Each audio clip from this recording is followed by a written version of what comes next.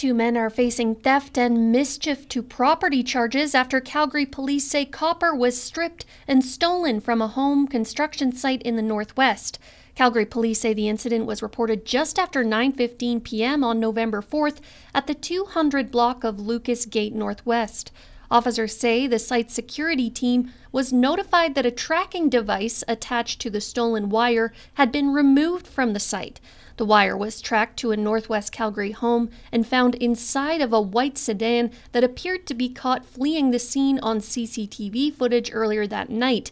The suspects, aged 25 and 36, were arrested just 2 hours after the incident was reported and are now scheduled to appear in court in January. CPS are hoping this will serve as a reminder for construction site employees and contractors to ensure they have appropriate site security.